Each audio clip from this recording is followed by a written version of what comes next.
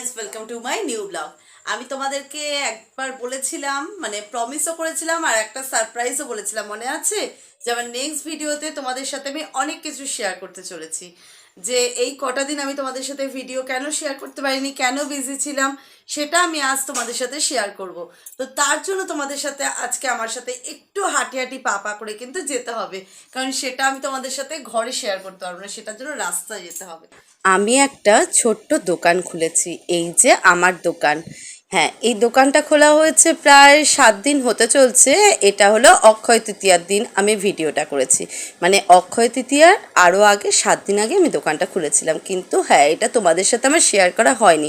আর অবশ্যই এই ভিডিওটাও আমি তোমাদের সাথে অনেকটা লেটেই আপলোড করছি বা তোমাদের দেখাতে পারছি। তার কারণ হলো, তোমরা তো বুঝতেই পারছো যে এখন আমি একটু প্রেশারে আছি, কারণ আমি এটা একটা খাবারের দোকান করেছি। আর তোমরা তো এটুকু নিশ্চয়ই বুঝতে পারছো যে খাবারের দোকান মানে কতটা প্রেশার থাকে। এই কারণেই কিন্তু আমি তোমাদের সাথে রোজের ডেলি যে ব্লগটা সেটা শেয়ার করতে পারছি না। তবে হ্যাঁ, আমি ভিডিও করব আর দোকানের সম্পর্কে আরও ভিডিও তোমাদের সাথে শেয়ার করব। তবে আজকে কিন্তু আমি আর দোকান খুলিনি, মানে দোকানে আজকে রান্নাবান্নার কিছু করিনি। তার কারণ যেহেতু পুজো ছিল আর সকালবেলা আমার বরের ডিউটি ছিল। ডিউটি বলতে তোমরা হয়তো ভাবছো যে দোকান তো খোলা হয়েছে, তাহলে আবার কিসের ডিউটি?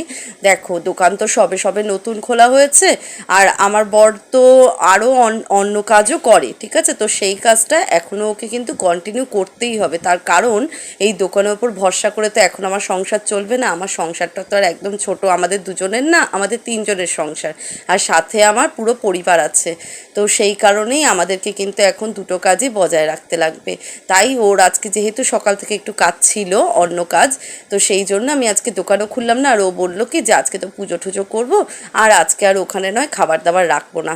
তা আমরা তাই জন্য আর আজকে কোনো খাবার দাবার রাখিনি।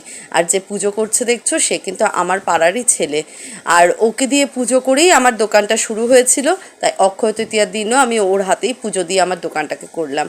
দেখো কত সুন্দর লাগছে না দোকানের লাইট টাইটগুলো লাগানো। এগুলো কিন্তু সম্পূর্ণ আমার বরের ইচ্ছা ছিল, মানে ওর খুব ইচ্ছা ছিল যে একটা ছোট দোকান থাকবে, যেটা খাবারের দোকান, আমাদের নিজস্ব ব্যবসা থাকবে এটা।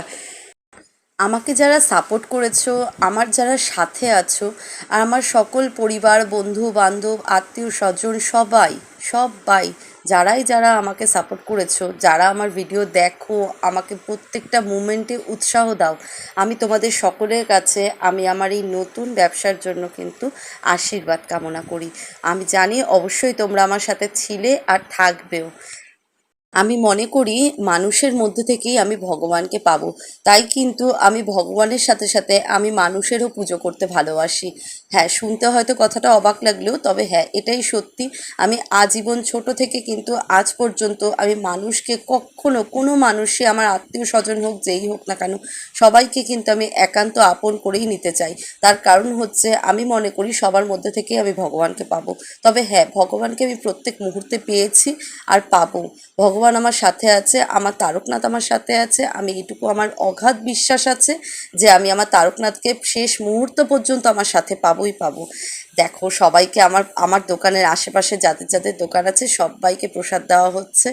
আমার নিকটবর্তী যারা যারা আছো, মানে আমি বলছি না যে অনেক দূর দূর থেকে কষ্ট করে হলেও আসতে হবে, কারণ সেই রকম বড় দোকান এখনো পর্যন্ত আমি করে উঠতে পারিনি। তবে যারাই যদি সুযোগ পাও আমার দোকানে আসা, তাহলে কিন্তু একবার অবশ্যই ঘুরে যেও আমার দোকানে। এটা কিন্তু আমার তরফ থেকে আমার মানে চাওয়া থাকলো তোমাদের কাছে, ঠিক আছে? কি বলবে বলো, কেমন লাগলো তোমার? দারুণ লেগেছে, পুজো করে মনটা খুব খুশি, খুব ভালো লাগলো। ঠিক আছে, পরের বছর আমরা বড় করে করবো পরের তো। বছর ইচ্ছা হচ্ছে অনেক বড় করে পুজো করবো আর খুব ভালোভাবে পুজো করবো। আর গণপতি বাবাকে প্রত্যেক বছর আমার ইচ্ছা আছে আরও বড় করে করবো। তুমি খুশি তো? ভীষণ খুশি, ঠাকুরের পুজো দেবো আবার অর্থসা। আর সেই জন্য বলছি না, তোমার যে এই ব্যবসাটা খোলার ইচ্ছে ছিল সেটা তুমি খুলতে পারছো, তুমি খুশি তো? এটা তো আমার ড্রিম ছিল, আমার তোমার স্বপ্ন মনের ছিল। আজকে ইচ্ছা আমার পূরণ বাবার হয়েছে। কৃপায়, আজকে বাবা মায়ের কৃপায় আজকে আমার এই স্বপ্ন পূরণ। দেখলে একদম ছোট্ট করে পুজোটা করেছি।